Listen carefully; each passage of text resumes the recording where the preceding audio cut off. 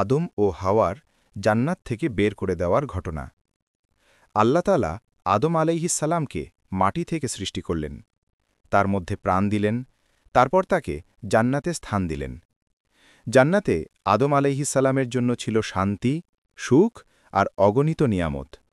কিন্তু একাকিত্ব দূর করতে আল্লাহ তার পাঁজরের হাড় থেকে সৃষ্টি করলেন হাওয়া আলাইহিসসালামকে। তারা দুজন সুখে শান্তিতে জান্নাতে বসবাস করছিলেন। আল্লাহ তাদের বলেছিলেন, তোমরা জান্নাতে স্বাধীনভাবে সবকিছু খেতে পারো, কিন্তু এই একটি গাছের কাছে যেও না, তা না হলে তোমরা অন্যায়কারীদের অন্তর্ভুক্ত হবে।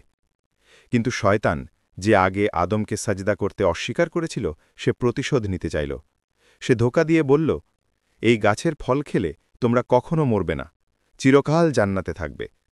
শয়তানের ধোঁকায় পড়ে তারা নিষিদ্ধ গাছের ফল খেয়ে ফেলল। তারপর তাদের লজ্জাস্থান উন্মুক্ত হয়ে গেল, তারা পাতা দিয়ে শরীর ঢাকতে লাগল। আল্লাহ তখন বললেন, আমি কি তোমাদের সেই গাছ থেকে নিষেধ করিনি? অবশেষে আল্লাহ তাআলা বললেন, তোমরা একে অপরের শত্রু হয়ে পৃথিবীতে নেমে যাও। সেখানে তোমরা কিছুদিন বাস করবে, রিজিক উপার্জন করবে, তারপর আমাকে ফিরে আসবে।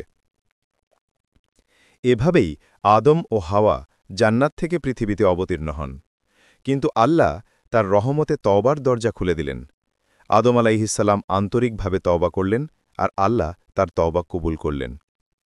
শিক্ষা: মানুষ ভুল করে, কিন্তু আল্লাহর দরবারে আন্তরিক তওবা করলে তিনি ক্ষমা করে দেন।